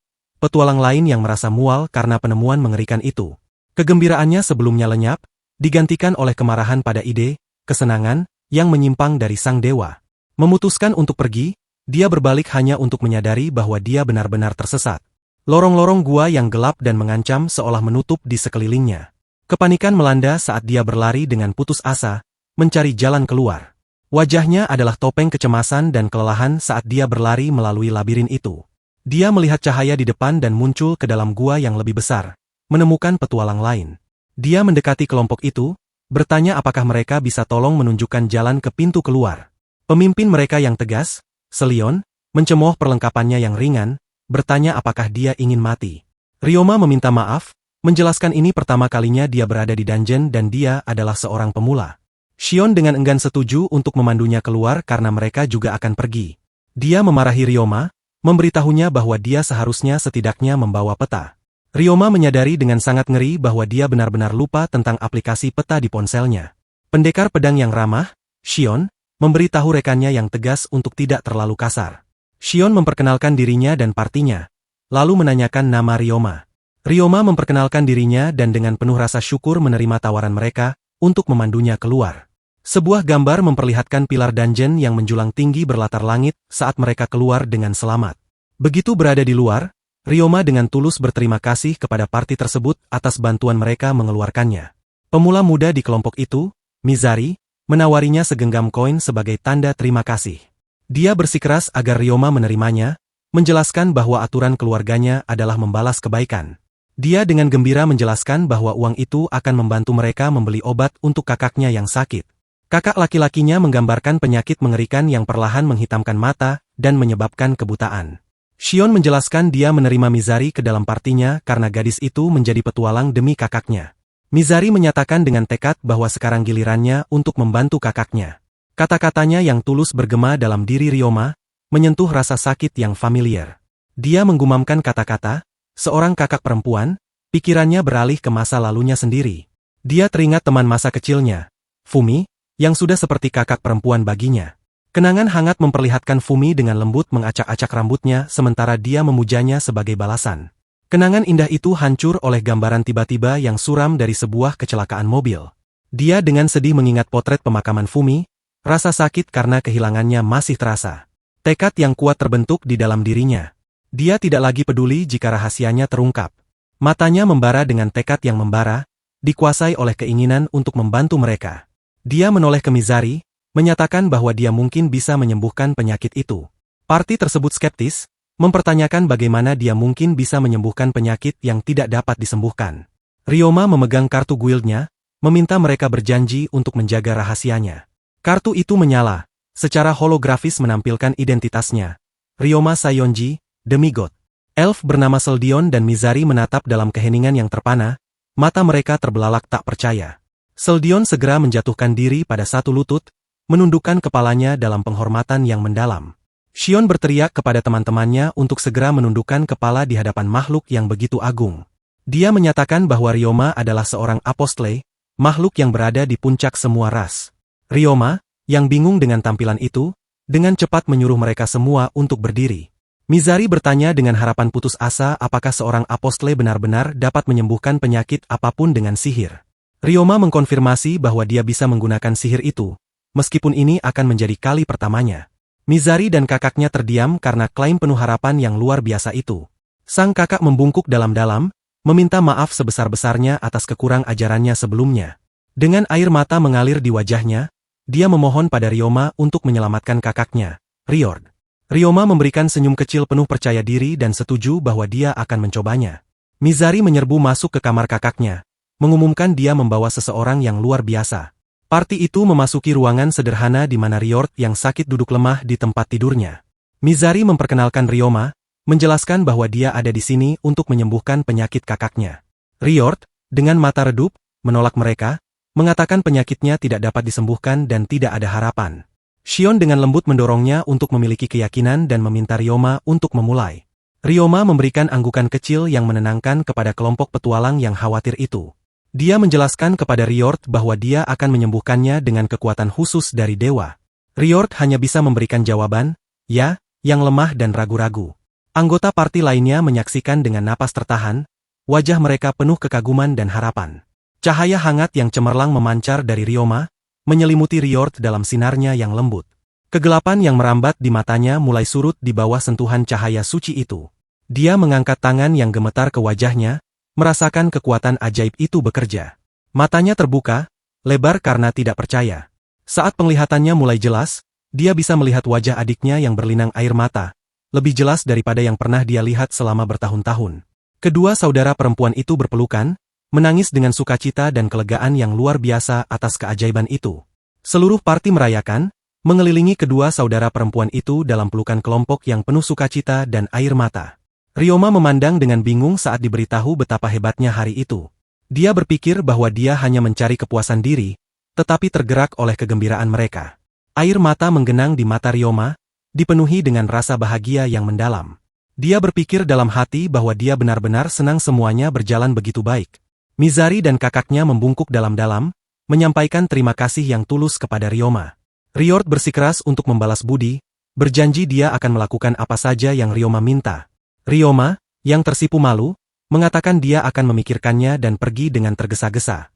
Dia memutuskan untuk mempertimbangkan tawaran itu nanti, masih gelisah oleh intensitas gadis cantik itu. 3 hari kemudian, keluarga itu diperlihatkan bahagia dan sehat kembali. Ryoma berpikir bahwa Ryord telah pulih sepenuhnya, setelah menyuruhnya untuk menghubunginya jika diperlukan. Di guild, dia melaporkan telah membeli rumah dan menjelajahi dungeon, menyembunyikan fakta bahwa dia tersesat. Dia memutuskan untuk membiarkan guild menangani para oportunis, berjanji untuk membalas bantuan mereka. Dari rumah barunya yang megah, Ryoma memutuskan untuk mengambil libur sisa hari itu. Dia memikirkan quest hariannya dalam permainan taman miniatur pri miliknya yang berkembang pesat. Saat menelusuri ponselnya, dia melihat bagian baru untuk God Quest yang sulit. Ponselnya tiba-tiba bergetar hebat di tangannya. Sangat mengejutkannya. Layar berkedip merah dengan quest darurat untuk menaklukkan kawanan Wyvern. Ryoma menatap kaget, berteriak tak percaya pada misi berbahaya yang tiba-tiba itu. Dia memeriksa peta, menyadari para Wyvern sedang menuju langsung ke kota Vales. Panik. Dia memutuskan dia harus segera pergi ke guild dan memperingatkan Gimmel. Ryoma menyerbu ke kantor Guildmaster, berteriak bahwa ini adalah keadaan darurat. Dia menemukan Gimmel sedang rapat dengan seorang pemuda berpakaian elegan yang tenang. Dia meminta maaf karena menyela, tetapi pemuda itu mengatakan tidak masalah. Gimmel, dengan tatapan khawatir, mencatat bahwa Ryoma tampaknya dalam masalah serius. Ryoma dengan mendesak menjelaskan bahwa kawanan besar Wyvern sedang mendekati kota. Pemuda itu dengan tenang meminta konfirmasi dan bertanya siapa Ryoma. Gimmel memperkenalkan pemuda itu sebagai Wanan dan Ryoma sebagai sang apostle. Wanan menyatakan sedikit keterkejutan, mengenali Ryoma dari rumor yang dia dengar. Dia berdiri dan secara resmi memperkenalkan dirinya sebagai Wanan, seorang pahlawan, hero, yang menawarkan bantuannya. Ryoma setuju, meskipun dalam hati dia bingung dengan gelar pahlawan itu. Wanan bertanya apakah Ryoma melacak para Wyvern, dan Ryoma membenarkan sambil memegang ponselnya. Melihat peta, Gimmel dengan muram memperkirakan kawanan itu akan tiba dalam 5 hari. Wanan melacak jalur mereka, mengkonfirmasi kerangka waktu 5 hari dari posisi mereka saat ini. Dia berspekulasi para Wyvern turun dari pegunungan untuk mencari makanan. Gimmel menyadari dengan ngeri bahwa kota Fort Low akan dimusnahkan oleh kawanan itu. Ryoma bertanya berapa lama waktu yang dibutuhkan untuk sampai ke sana. Mengetahui teleportasi bukanlah pilihan. Gimmel memperkirakan 2 hari dengan kuda cepat. Tidak yakin apakah mereka bisa sampai tepat waktu, Ryoma menyatakan mereka harus pergi dan mencegat para Wyvern untuk menyelamatkan kota. Wanan mendengarkan pernyataan tekad Ryoma, ekspresinya tidak terbaca. Dia tersenyum, setuju untuk pergi, yakin bahwa seorang pahlawan dan seorang apostle dapat berhasil. Ryoma berterima kasih padanya dan Wanan menjawab bahwa dia tidak bisa hanya berdiam diri dan menonton. Mereka memutuskan untuk berangkat segera sementara Gimmel mengatur kuda dan bala bantuan. Sang demigod dan sang pahlawan berkuda dengan kecepatan penuh keluar dari kota. Saat mereka berkuda, Wanan bertanya tentang lempengan hitam Ryoma, ponsel pintarnya. Wanan berkata bahwa sang apostle tampaknya memiliki banyak kemampuan yang menarik dan berguna. Ryoma mengalihkan pembicaraan, bertanya kepada Wanan apa sebenarnya pahlawan itu. Sebuah diagram menjelaskan bahwa pahlawan adalah high human yang telah melampaui level 100. Ryoma kagum dan menanyakan level Wanan saat ini. Sang pahlawan menjawab bahwa levelnya adalah 381. Terkejut dengan angka yang tinggi itu, Ryoma berkata bahwa Wanan tampak sangat muda. Wanan tertawa, mengungkapkan dia berusia 84 tahun, penuaannya berhenti pada usia 24 tahun. Dia menjelaskan bahwa dengan umur berabad-abad, dia masih dianggap pemuda. Ryoma menatap sang pahlawan dengan rasa hormat baru yang mendalam. Dia berpikir bahwa Wanan mendapatkan kekuatannya dengan usaha sendiri sementara dia hanya diberikan begitu saja. Wanan dengan rendah hati bersikeras Ryoma lebih kuat, dan bahwa dia akan belajar dengan mengamatinya. Saat perjalanan mereka berlanjut, Wanan mengumumkan bahwa mereka akan segera tiba di kota. Mereka disambut oleh seorang pria yang berlari ke arah mereka, melambaikan tangannya dengan panik. Pria itu meneriakkan peringatan, memberitahu mereka bahwa Wyvern sudah muncul di kota. Wanan menyadari dengan kepastian yang suram bahwa misi peringatan mereka telah gagal total. Ryoma memberitahu pria itu bahwa mereka datang untuk bertarung, mendesaknya untuk lari ke tempat yang aman. Mengutuk bahwa mereka tidak sampai tepat waktu, Ryoma mendesak Wanan untuk bergegas. Mereka melihat kota Vales di kejauhan, terbakar dan dikerubungi monster. Ryoma dan Wanan memandang ngeri pada kehancuran total di hadapan mereka. Kepala seekor Wyvern besar yang hancur tergeletak di tanah saat mereka bersiap untuk masuk. Di dalam kota, kekacauan merajalela saat warga berlarian menjerit dari serangan Wyvern. Pemandangan itu adalah teror saat binatang buas menghancurkan segala sesuatu di jalan mereka. Ekspresi Ryoma mengeras, matanya dipenuhi dengan tekad dingin. Wanan menyatakan bahwa mereka harus pergi karena mereka tidak bisa membiarkan pembantaian ini berlanjut. Ryoma mengetuk ponselnya, mengubah semua God Points-nya menjadi kekuatan sihir mentah. Aura energi yang terlihat berderak di sekitar tangannya, mengejutkan Wanan. Dia mengepalkan tinjunya, merasakan lonjakan kekuatan besar melalui dirinya. Bersama-sama, mereka menyerbu ke dalam pertempuran, siap untuk menjatuhkan seluruh kawanan itu. Ryoma melihat warga sipil dalam bahaya dan memberitahu Wanan bahwa dia bergegas maju. Dia menggunakan sihir angin untuk meluncurkan dirinya ke depan, mencegat Wyvern yang menukik. Wanan bergerak dengan kecepatan yang menyilaukan, senjatanya menjadi kabur saat dia menebas seekor binatang buas. Dia mengukir jalan yang menghancurkan melalui kawanan itu dengan serangan mematikan yang anggun. Para Wyvern menggeram dan mundur, tidak mampu mengimbangi serangan sang pahlawan. Wanan melompat ke udara, menghabisi monster lain dengan kemudahan yang meremehkan. Ryoma melepaskan semburan sihir, memusnahkan sekelompok Wyvern. Seekor Wyvern besar ditelan dalam mantra penghancur yang kuat. Wanan mendarat dengan anggun di atas batu-batu jalanan, dikelilingi oleh kekacauan. Seekor Wyvern yang kalah jatuh dari langit, menabrak tanah. Wanan terkekeh, terkesan dan senang bahwa Ryoma adalah apostle kuat yang sejati. Seekor Wyvern membuka rahangnya, mengumpulkan energi untuk serangan napas yang kuat. Ryoma dengan cepat mendirikan perisai sihir, bersiap menghadapi dampak ledakan. Gelombang kejutnya saja sudah sangat mengejutkan, dan dia memegangi kepalanya yang kesakitan. Dia melompat ke punggung seekor Wyvern, memutuskan untuk memancing pertarungan ke luar kota. Mendarat di sebuah tanah lapang, dia menentukan ini adalah tempat yang lebih baik untuk pertempuran skala penuh. Dia menghabisi Wyvern yang dia tunggangi dengan ledakan sihir yang kuat dan terkonsentrasi. Dia mengumpat, menyadari bahwa dia gagal menghabisi salah satu binatang buas itu di tengah kekacauan. Wyvern yang tersisa di langit mengalihkan perhatian penuh mereka ke arahnya. Dia menatap tajam ke arah mereka, menyatakan bahwa dia tidak akan membiarkan satu pun lolos. Dia mengangkat tangannya, bersiap melepaskan mantra besar pada kawanan itu. Tiba-tiba, penghalang angin kolosal meletus dari tanah di sekitar kota. Wanan berdiri di atas penghalang, senang dengan sihirnya yang sekarang menahan ancaman itu. Dia mendarat di samping Ryoma, siap menyelesaikan pertarungan sekarang karena kota aman. Bersama-sama, sang demigod dan sang pahlawan menebas Wyvern yang terperangkap. Ryoma melihat dengan seringai ganas saat mereka bertarung dalam sinkronisasi yang sempurna. Wanan berdiri siap, mencatat bahwa dia kini telah mengalahkan 24 ekor binatang buas itu. Penghalang angin kolosal yang dipanggil oleh Wanan berputar melindungi sekeliling kota. Namun, arus pertempuran akan berubah dengan cara yang tak terduga. Ryoma menatap ke atas dengan kesal. Para Wyvern menjadi waspada dan menolak untuk turun. Dia melepaskan cambuk air, menyerang binatang-binatang yang berputar-putar itu. Para Wyvern dengan terampil menghindari serangan sihir, memperpanjang kebuntuan. Wanan tahu dia tidak bisa menggunakan kekuatan penuhnya sambil mempertahankan penghalang besar itu. Mata seekor Wyvern berputar, perhatiannya tiba-tiba tertuju pada sesuatu di kejauhan. Ryoma melihat para Wyvern bereaksi, fokus mereka bergeser keluar angin yang berputar. Dia bertanya-tanya apa yang ada di luar sana yang menarik perhatian mereka.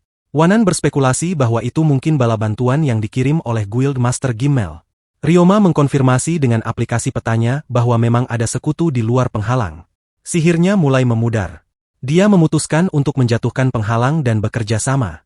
Dia memberitahu Wanan untuk bersiap karena dia akan melepaskan penghalang. Dengan suara wus yang keras, dinding angin besar itu akhirnya menghilang. Sekelompok petualang yang dilengkapi dengan baik berdiri siap di tepi hutan. Pemimpin mereka memberikan perintah tajam untuk melancarkan serangan mereka. Ledakan sihir yang kuat melesat di udara, menghantam seekor Wyvern. Para petualang mengumpat karena rentetan serangan awal mereka terbukti tidak efektif. Ryoma menyeringai, melihat kekacauan itu sebagai pembukaan yang sempurna untuk serangan balik. Dia melepaskan semburan sihir yang menghancurkan, merobek seekor wyvern yang menukik. Ledakan itu merobek tubuh binatang itu, membuatnya terhuyung mundur.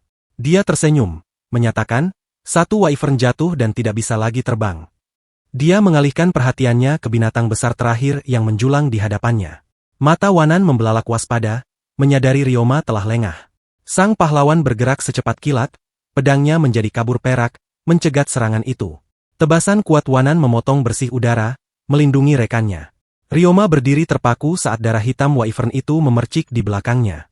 Dia melepaskan sihir kuatnya sendiri, menghantam wyvern terakhir tepat di kepala. Serangan gabungan mereka membuat binatang terakhir itu kewalahan, mengakhiri ancaman tersebut. Para petualang di bawah meledak dalam sorakan kemenangan, berteriak bahwa semuanya akhirnya berakhir. Wanan menyaksikan perayaan itu dengan ekspresi lelah namun lega. Keheningan yang tenang turun di langit di atas kota yang porak-poranda. Pemandangan beralih ke bawah, mengungkapkan kehancuran total yang tertinggal pasca pertempuran. Jalan-jalan adalah pemandangan kematian dan kehancuran yang mengerikan. Seorang pria berteriak, bertanya apakah orang yang dicintainya baik-baik saja di tengah puing-puing. Wanan dan Ryoma berdiri dalam keheningan yang suram saat seorang anak menangis untuk ibunya. Ryoma tahu bahwa meskipun mereka menang, orang-orang yang meninggal tidak akan kembali. Dia mengepalkan tinjunya, memanjatkan doa dalam hati untuk yang gugur dan yang selamat.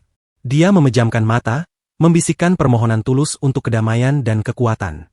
Cahaya ilahi yang ajaib tiba-tiba memancar dari tubuh Ryoma. Cahaya cemerlang itu mulai menyebar, menerangi reruntuhan. Para penyintas mendongak kaget, bertanya-tanya tentang sumber cahaya suci itu. Cahaya semakin intensif, memenuhi langit dengan sinar hangatnya yang cemerlang. Seluruh kota Fales bermandikan cahaya halus tersebut. Cahaya itu menyentuh mereka yang gugur, wujud mereka larut menjadi partikel-partikel berkilauan. Jiwa-jiwa orang mati tampak utuh dan damai, disambut oleh anak-anak mereka yang menangis. Roh-roh itu tersenyum ke bawah, memberikan perpisahan lembut terakhir kepada yang masih hidup. Jiwa pria, wanita, dan anak-anak mulai naik perlahan ke surga. Wanan menyaksikan dengan sangat kagum saat roh-roh orang mati kembali ke langit. Para penyintas melambaikan tangan perpisahan terakhir yang penuh air mata kepada orang-orang terkasih mereka yang telah pergi. Cahaya ilahi perlahan mulai memudar, meninggalkan keheningan yang mendalam. Pengeluaran kekuatan yang sangat besar membuat Ryoma terhuyung karena kelelahan. Wanan bergegas ke sisinya, menangkapnya sebelum dia jatuh. Penduduk kota berkumpul, menyadari anak muda itu adalah sumber keajaiban tersebut. Peristiwa ini, keajaiban Fales, adalah bagaimana dunia mengetahui tentang Sang Apostle. Sebuah keterangan akhir menyatakan bahwa doa tulus Ryoma telah menjadi keajaiban. Keesokan paginya, matahari terbit di atas kota yang rusak namun tenang. Mata Ryoma berkedip terbuka saat dia perlahan terbangun dari tidur nyenyak. Dia duduk di tempat tidur yang asing, bertanya-tanya di mana dia berada. Dia samar-samar mengingat pertempuran, mengalahkan wyvern di kota. Sebuah suara tenang mengumumkan bahwa dia akhirnya bangun. Wanan dan seorang lelaki tua berdiri di samping tempat tidurnya. Wanan bertanya bagaimana perasaannya. Ryoma menyentuh dadanya berkata dia merasa baik-baik saja, bahkan segar. Lelaki tua itu berlutut, memperkenalkan dirinya sebagai wali kota Rowuden dan menyampaikan terima kasihnya yang mendalam. Ryoma mendesak wali kota untuk berdiri dan bertanya tentang kondisi kota. Wali kota menyampaikan berita suram tentang kerugian besar kota tersebut. Ryoma terdiam karena besarnya skala tragedi itu, tetapi wali kota melanjutkan, berkat keajaiban itu, mereka bisa mengucapkan selamat tinggal terakhir. Dia menjelaskan bahwa para penyintas sekarang dipenuhi dengan keinginan misterius untuk hidup. Ryoma berpikir bahwa dengan semangat seperti itu, mereka akan mampu bertahan. Dia diam-diam mengakui kenyamanan kecil ini dengan ekspresi serius. Ryoma bertanya apakah dia bisa pergi keluar untuk melihat kota sendiri. Wanan menyarankannya untuk menunggu, menyuruhnya beristirahat selama sisa hari itu. Dia menjelaskan bahwa berita tentang keajaiban itu telah menyebar dan kehadiran Ryoma akan menyebabkan keributan. Ryoma panik, menyadari identitasnya sebagai apostle telah terekspos ke dunia. Dia menundukkan kepalanya pasrah, setuju untuk tetap diam untuk saat ini. Wanan mengumumkan bahwa sudah waktunya baginya untuk kembali ke ibu kota. Dia berterima kasih kepada Ryoma atas kehormatan bertarung bersamanya, berharap untuk bertemu lagi. Ryoma memikirkan kekuatan sang pahlawan, berharap jalan mereka segera bersilangan lagi. Kembali ke kamarnya, Ryoma duduk sendirian, memikirkan peristiwa hari itu. Dia teringat kues darurat dan memutuskan untuk mengklaim hadiahnya. Dia terkejut dengan hadiah God Points sebesar 150.000 poin. Saat menelusuri toko, matanya tertuju pada aplikasi perpustakaan. Dia dengan penuh semangat berharap itu akan memungkinkannya membaca manga dan novel ringan. Harapannya pupus ketika dia melihat hanya buku-buku dari dunia ini. Dia merosot kalah, mengutuk nasibnya yang kejam. Sebuah pesan ilahi muncul menyarankan dia menginstal aplikasi ruang pribadi. Dia terkejut bahwa mungkin ada cara untuk membacanya. Dia menemukan aplikasi itu, tetapi terperangah dengan harganya yang mahal, 50.000 poin. Dia memutuskan untuk menginstalnya, mempercayai rekomendasi Murfim. Dia marah saat mengetahui biaya aktivasinya 10.000 poin lagi. Merasa benar-benar tertipu, dia dengan enggan menerima biaya itu dengan bunyi gedebuk yang keras. Sebuah pintu kayu sederhana muncul di kamarnya. Dia mendekat dengan gugup, bertanya-tanya apa yang ada di balik pintu misterius itu. Melangkah masuk, dia mendapati dirinya berada di jalan masuk rumah keluarganya yang familiar. Pikirannya berpacu saat dia menyadari apa artinya ini. Dia berlari kencang menyusuri lorong kenangannya. Dia membuka pintu kamar tidur lamanya, jantungnya berdebar kencang. Di hadapannya berdiri rak-rak yang penuh dengan novel ringan dan manga kesayangannya. Dunia larut menjadi pemandangan yang familiar, rak-rak meluap dengan manga kesayangannya. Dia mengenali lemari kaca yang berisi set box Blu-ray anime yang masih asli. Berdiri di ruang yang mustahil itu, dia menyadari dengan sentakan bahwa ini adalah kamarnya. Murfim menjelaskan ini adalah hadiah, salinan sempurna kamarnya dalam dimensi saku. Membuka lemari es, dia menemukan soda. Saat Murfim menjelaskan dia bisa tinggal hingga 7 hari. Dewa itu menambahkan bahwa 7 hari di sini hanyalah sesaat di luar sana jadi dia harus bersantai. Ryoma ambruk ke beanbag berterima kasih kepada Murfim karena menciptakan kehidupan idealnya. Dia dengan senang hati menetap dengan manga, memutuskan untuk memanjakan dirinya sepenuhnya kali ini. Selama berjam-jam dia tenggelam dalam video game di konsol genggamnya. Dia juga mengejar semua anime yang dia lewatkan dengan menontonnya di TV besarnya. Dia menikmati semua camilan dan minuman familiar yang dia tinggalkan di Jepang. Setelah 7 hari yang penuh kebahagiaan, Ryoma yang sepenuhnya segar meregangkan tubuh, siap untuk kembali. Sekarang berenergi, dia memutuskan sudah waktunya untuk membantu rekonstruksi Fales.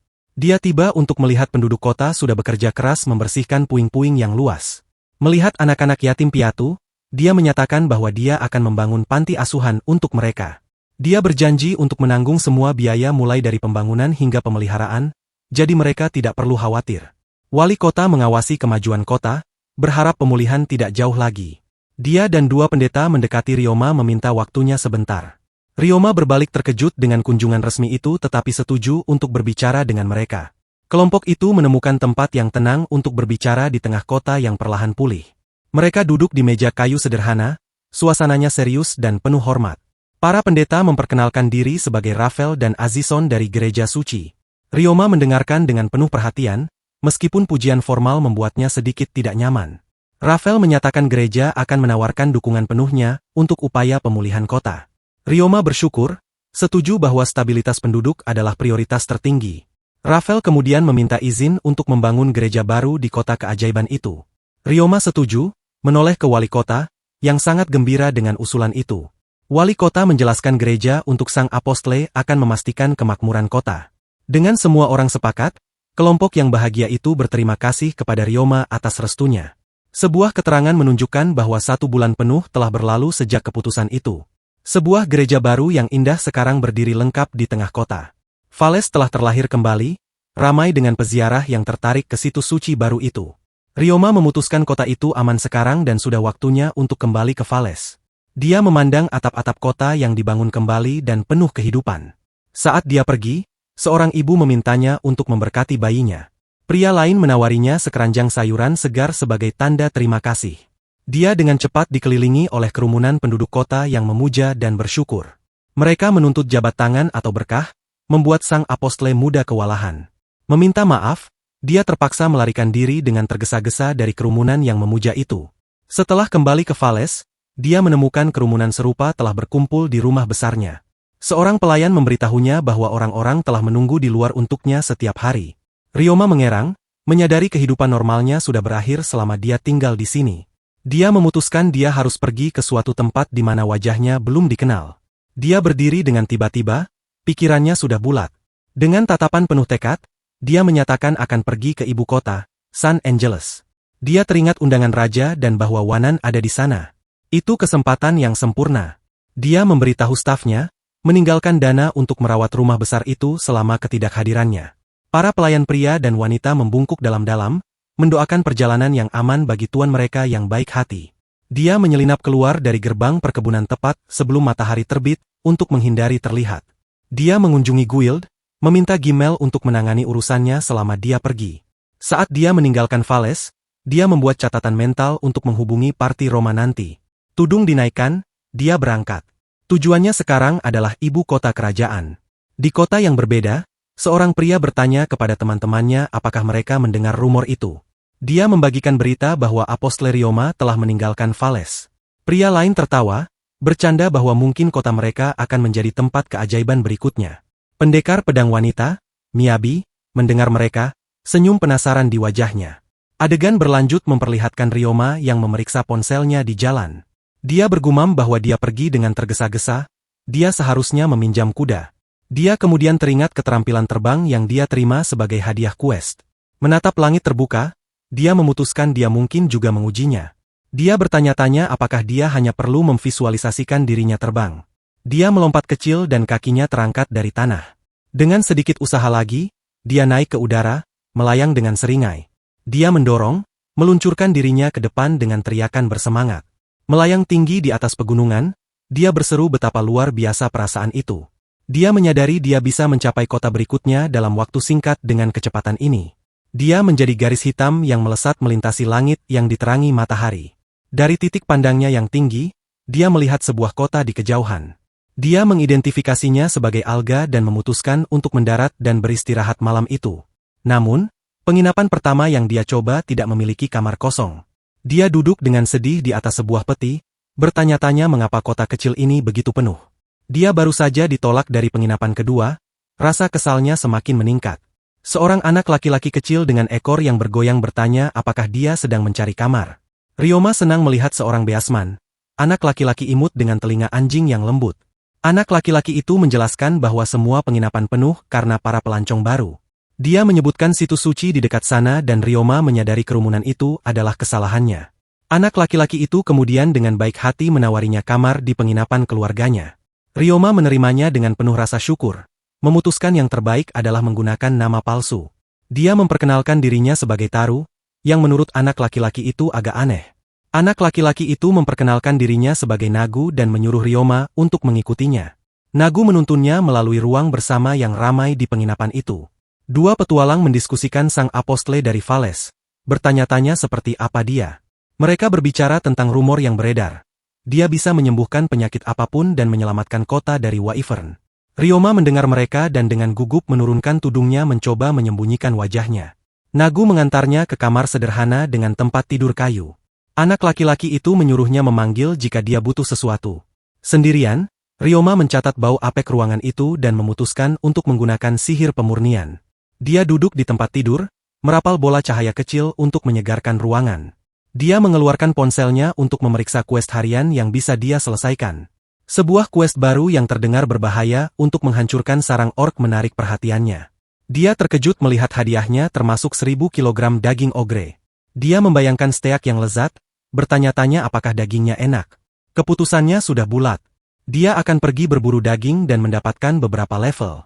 Keesokan harinya, dia terbang di atas pegunungan curam yang mengesankan. Memeriksa petanya, dia mengkonfirmasi sarang orc ada di area ini. Dia melihat perkemahan besar di bawah, terletak jauh di dalam hutan. Dia melihat ke bawah, tertegun oleh banyaknya jumlah makhluk itu. Sekawanan besar orc berotot mirip babi berkeliaran di desa kasar mereka. Para orc mendongak, melihat sosok kecil melayang di langit. Ekspresi Rioma berubah suram. Dia tahu gerombolan ini adalah bencana yang menunggu untuk terjadi. Rioma menggunakan ponselnya, mengubah Divine God Points-nya menjadi lebih banyak energi sihir. Sekarang penuh dengan kekuatan, dia berdiri teguh dan bersiap untuk memulai serangannya. Dia mulai merapal mantranya, mengumpulkan butiran-butiran air dari udara. Dia memerintahkan air untuk mengambil bentuk badai pedang tajam. Bilah-bilah sihir itu menghujani perkemahan orc yang tidak curiga dari langit. Tanah meletus dalam semburan kacau saat rentetan pedang menemukan sasarannya. Serangan sihir yang kuat merobek garis depan pasukan orc dengan mudah. Dia dengan dingin menilai musuh-musuhnya, mencatat bahwa orc individu cukup lemah. Dia percaya rentetan sihir yang luar biasa ini akan cukup untuk memusnahkan seluruh kawanan. Matanya menyipit saat dia melihat sesuatu yang tidak terduga melalui debu serangan itu. Para jenderal orc berlapis baja yang lebih besar selamat dari rentetan sihir awalnya. Menyadari serangan udaranya tidak cukup, dia bersiap untuk turun ke medan perang.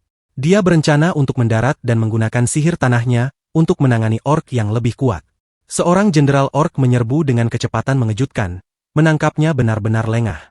Dia mengeluarkan napas kecil yang tertahan, terkejut oleh keganasan tak terduga makhluk itu. Gada besar berayun di udara dengan kekuatan yang sangat mengerikan. Dia menghindari serangan itu tepat pada waktunya, angin dari pukulan itu menderu melewatinya. Orc lain mendekat, memaksanya untuk tetap bertahan. Dia menyimpulkan bahwa bertarung di tanah melawan makhluk-makhluk brutal ini terlalu berbahaya. Pemimpin sejati kawanan itu, seorang raja orc yang sangat besar, akhirnya muncul. Dia memutuskan dia harus menggunakan sihir api meskipun ada bahaya bagi hutan di sekitarnya. Pusaran api yang menderu meletus dari tangannya, menelan para pemimpin orc. Dia melihat apinya efektif dan memutuskan untuk menekan dengan serangan dahsyatnya. Api semakin intensif saat dia menuangkan lebih banyak sihirnya yang besar ke dalam mantra itu. Raja orc terperangkap di jantung kobaran api yang mengamuk. Dia menggertakkan giginya, bertekad untuk mereduksi musuh-musuhnya menjadi tidak lebih dari abu. Dengan dorongan kekuatan terakhir, dia bersumpah untuk membakar mereka semua menjadi arang. Seluruh medan perang dilalap oleh lautan api penghancur yang mengamuk. Api padam, meninggalkan ladang tanah yang menghitam dan berasap. Dia mendarat dengan terengah-engah karena usaha keras itu dan mensurvei kehancuran, bertanya-tanya apakah itu sudah berakhir. Matanya sedikit membelalak saat dia melihat mayat Raja Orc masih berdiri. Dia bersiap untuk memurnikan tanah, dengan asumsi bahaya langsung telah berlalu. Dia tersentak kaget saat menyadari bahwa Raja Orc itu entah bagaimana mati sambil berdiri. Tiba-tiba, mayat hangus itu tersentak.